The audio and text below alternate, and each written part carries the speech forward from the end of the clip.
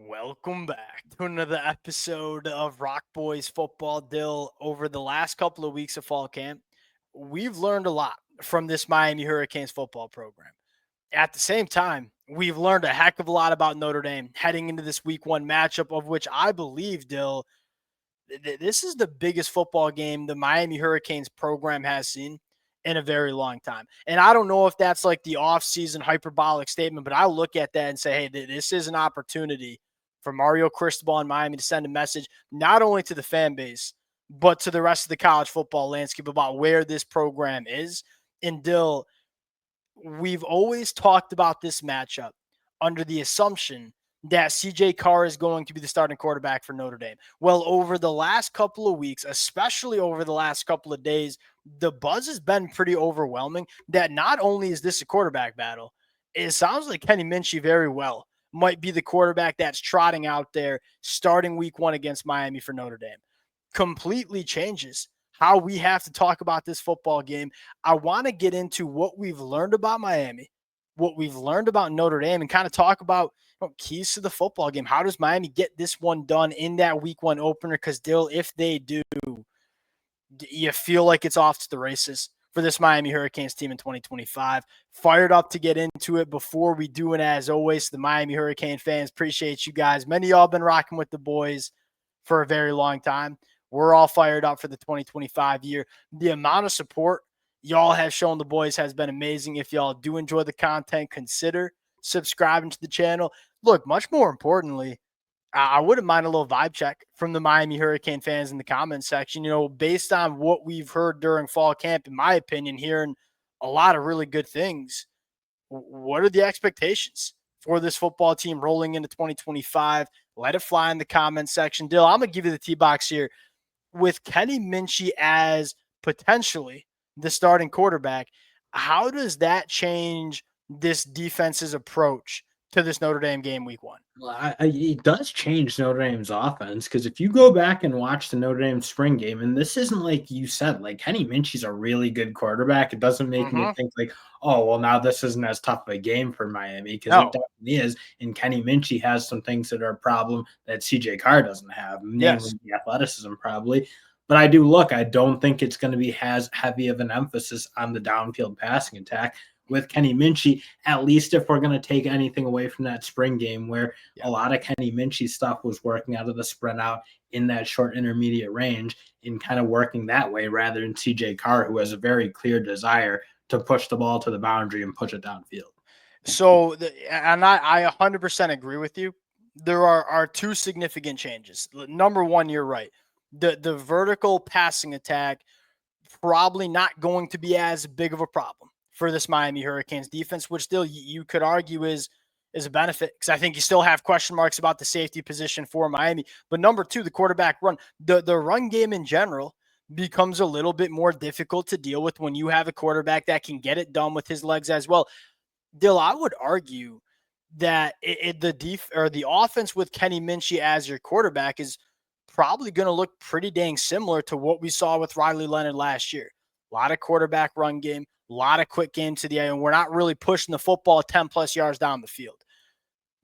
My immediate thought process goes to Motori at the off-ball linebacker position.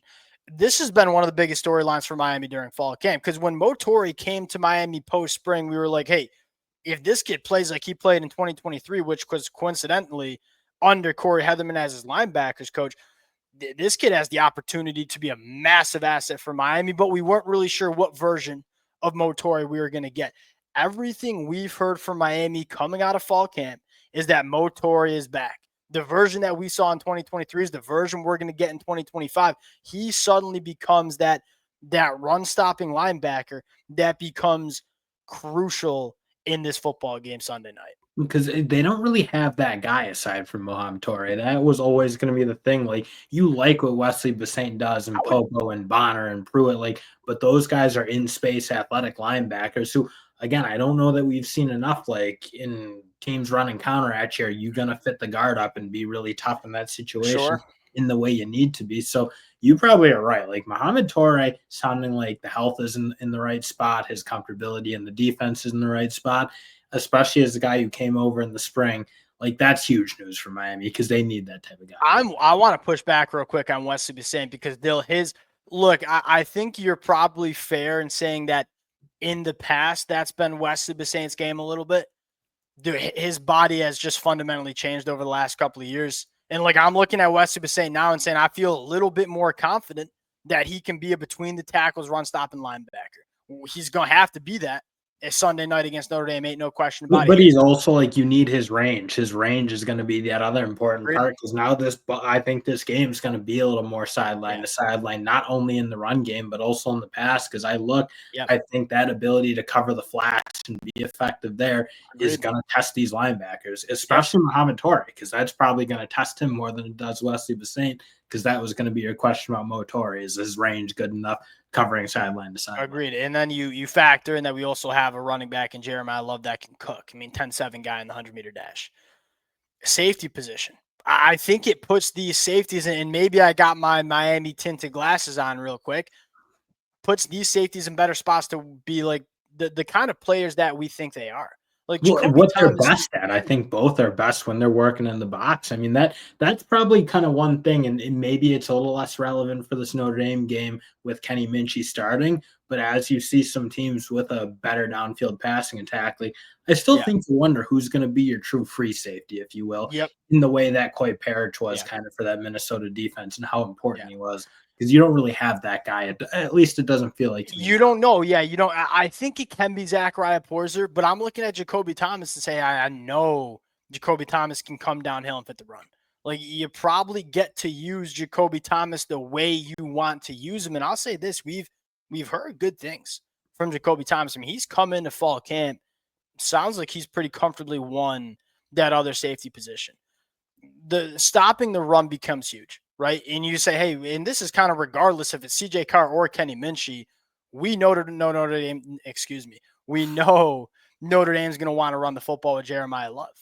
It becomes more important now with Kenny Minchey potentially being your quarterback one. Dill. And if you can get your safeties into the box, that's a big plus. Because Notre Dame, what I felt like was going to be really scary about Notre Dame potentially was they have a better wide receiver core with guys who I think can win one-on-one matchups more consistently than what you've seen with Notre Dame in the past couple of years. And you have a quarterback who has the arm talent, has the willingness to do it and like really push. I do feel like that was CJ Carr. And again, Kenny Minchey, like, it felt different in the spring game. Like we'll see how they play it, but it felt a little bit different. It felt like he was much more of the Riley Leonard. We're going to be kind of the quick game. I would 100% agree with that. Now, if you can stop the run, which is very important, big if, I look at the pass rush and say, Dill, if there's another thing that I've learned from Miami during fall camp is that Akeem Mesidor is playing his best football we've seen, which is big because we've seen him play well before. And Ruben Bain's back healthy. And then the emergence of Hayden Lowe as a freshman, Armando Blunt going into year 2, Marquise Lightfoot going into year 2. We think the real engine of this defense can be with these edge rushers. Well, then you look at Notre Dame and say, in pass protection, look, I ain't going to get up here and say this Notre Dame offensive line was bad. But you look at Emil Wagner and Anthony Knapp, your projected starting tackles in this football game, go back to what they did last year. They struggled against teams like Texas A&M in the opener. They struggled against teams like Ohio State in the national championship game. Guess what I'm trying to say is Notre Dame's offensive line and pass protection was solid against decent teams. When they play teams with legit NFL talent on the edge, they struggled immensely. Can Miami take advantage of that? And then the other thing is, Dill, can you be disciplined with your pass rush lanes? Because, look, Miami was disruptive last year, rushing the passer. But how many times did we see mobile quarterbacks absolutely kill this team getting outside the pocket?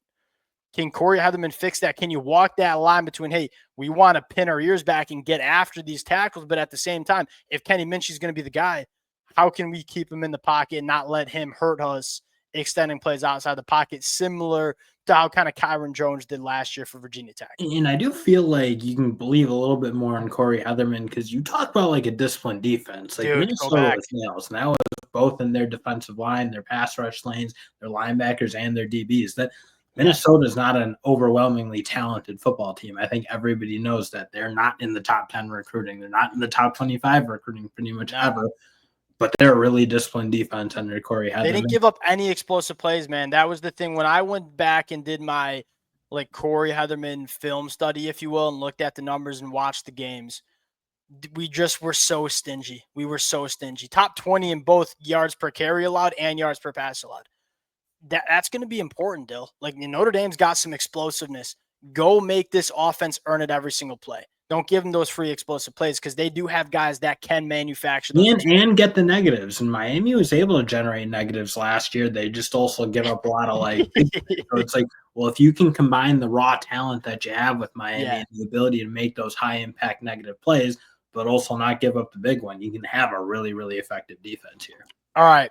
Let's transition to this Miami Hurricanes offense and kind of lean into the biggest question mark that we've had in fall camp, and that is the pass catchers. Can Miami throw on this Notre Dame secondary? Because everything we've heard, everything we saw last year from Notre Dame in the secondary, and everything that we've heard from Notre Dame in fall camp is that this secondary should be one of, if not the best unit in the country, right? And we got question marks at how good are our boundary wide receivers going into 2025. Look, I know you don't get paid the big bucks to figure this out, but if I do put you on the spot here and say, how can Miami figure out? It's not like Miami's going to come out here and throw for 400 yards on the secondary. I just don't see that happening. How can they get something going through the air with Carson Beck? And just you're trying to figure out who your best pass catchers are on the outside. What are you looking at here? I mean, it's really going to start with their ability to pass protect, because I do think, like what you said before we went live, they're probably going to need to mix in some more man beater type things. And with that, you need to be able to do what they did last year and give was Cam Ward. Now give Carson Beck the time to let those routes develop, because that is probably my one huge concern for Miami is I just don't see them beating those cornerbacks. 100%. I think that's fair to say. To me, the biggest and most important person in this football game as it pertains to the passing attack is Shannon Dawson. How well can Shannon Dawson help his pass catchers create separation against man coverage? Because it ain't no secret what Notre Dame's going to do. We're going to play man coverage and say, we don't think you can beat us on the outside of man coverage. And I don't know if Miami can just on their own, Dill. Shannon Dawson, hey, some shallow crossers, some man beaters. If you want to do that, you got to hold up in pass protection. And Dill, this is an asset for Miami, man. I mean, you look at it and say, if I had to choose a tackle duo to hold up in pass protection against some Notre Dame edge rushers that I think are good, it would be Francis and it would be Markel Bell. And so I think manufacturing some plays that help your wide receivers get open is going to be big. Then secondly, this might be a game where you lean into your tight ends here, especially Elijah Lofton. Now, I know Notre Dame has a really good safety in Adon Schuler who can kind of deal with some of these bigger bodied athletic tight ends.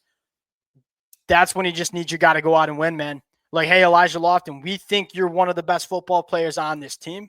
We think you're one of the best tight ends in the country. We need you to go out there Sunday night and go show us it and make some plays in the passing attack. Because I look at it and say, if you were asking me who I'm taking in the matchup, Notre Dame's boundary cornerbacks versus Miami's wide receivers, I think everybody's taking Notre Dame's cornerbacks. And that's the tough part is they don't have that weakness in the matchup. No, maybe the nickel's a new spot for them. You bring in Devontae Smith from Bama. You get your two boundaries back in Leonard Moore and Christian Gray. They were so good. It's a really hard defense to attack. You said it that is probably going to be their pass rush. I think Notre Dame's is probably elevated a little bit, or at least their potential to rush the passer, because it wasn't incredible last year. They get some guys back healthy. Yeah, how good is Markel Bell? I feel like we all know Maui knows the guy. I mean, he's going to be a top 5 draft pick. Is Markel Bell going to snap in and snap out, be a monster, and be an NFL player? That's what we've heard, man. And I don't know if I'm getting gaslit there or what. We've heard Markel Bell's taking the step. Gonna have to be going into this football game. And that's just the fact of the matter here is this ain't a bad football team, Notre Dame. You're going to have to be good. It's going to be difficult to move the football on this defense. It was one of the best units in the country last year. Should be again this year. I look at the run game, man. I'm just going to cook for 2 minutes here. Number one, I like my numbers. I think Notre Dame's defensive line is good, Dale, but they're small. They're small, right? And I average the top 5 defensive linemen in the rotation on the inside. Their average weight is less than 300 pounds, around 296 pounds. Miami's average weight up front on the offensive line, 325 pounds. Bigger bodies move smaller bodies. Can we do that? Can we run the football? And here's what we've learned from Miami during fall camp is one, the belief within this program is that this is not just a good offensive line. It is a weapon. It might be the best offensive line in the country. And we got not only 2 running backs now, we got 3 running backs, with Shamar Brown being added, that we know can tote the rock. It's going to be very hot late August night in Miami. Notre Dame doesn't necessarily get that heat up there in Indiana. Can we just stay on the football field and run the football consistently and kind of just, and I know Notre Dame fans, hopefully ain't none of them listening by now, 15 minutes in, can we put them into the dirt, man? Can we just stay on the football field, move their small bodies off the line of scrimmage, and lean on this run game? Because I look at it, Dill, and say, I don't know how well we're going to be able to throw the football, right? I just have question marks about that. Lean into this run game. This is the engine of this offense in 2025, and it's a good Notre Dame front seven with some really good linebackers, but it's a small defensive line. We got bigger bodies. Can we go run the football in Notre Dame? I think that's what you're looking for in this matchup. That's the key here to Miami getting this one done. Yeah, and that's going to be the key to this offense going forward, I think, all year. Like, if they're not a team that's going to run the ball really well, they're probably not going to be a great offense. They have all the recipes, though, to do it. They got the big physical offense line. They got a deep stable of running backs. So. And the X factors, these tight ends are dogs, man. They are dogs. Elijah, I mean, I haven't seen a freshman block like that in a long time. I feel like he loves it. I'm like some of those tight ends. Dude, okay, this is just the caveat here. We're a little off-roading. Go back to his Bishop Gorman stuff. He had a junior year cut up. This is when we broke down this kid's commitment. The first 2 minutes was him just dogging people in the like. You can tell this kid, he was productive as a pass catcher. His first 2 minutes of his cut up was just him dogging people in the run game. That's the kind of guy you have with Elijah Lofton. You're right. He loves it. Dill, I feel so big. And I don't know. I'll leave it with this. We're both Michigan fans. Can this team kind of remind you of like 2023 Michigan? And I don't know if the defense will be as good as 2023 Michigan, but this is kind of how Michigan was on offense, where it's like we are going to run the football a lot. It's not because we can't throw. We can throw when we need to, but we're going to try to, run the football, lock, control time, possession, play good defense. That seems to be the recipe for Miami winning a lot of football games in 2025. And maybe you can avoid just sitting in so many of these shootouts, man. Like every game we had to sweat watching this football team last year. The benefit of what Michigan was in 2023 is still we didn't sweat barely any that year. It was just like 14-3 at halftime, winning 28-10.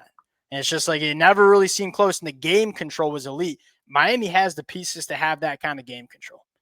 All right, we'll cut it there. Really, really fun learning about both of these teams in fall camp. To me, it might be my most exciting matchup of the week 1 slate. I know everyone going to talk about Texas, Ohio State. This one, fire me up for it. Appreciate you guys rocking with it. If y'all do enjoy the content, consider subscribing to the channel. We'll talk to y'all later. Peace.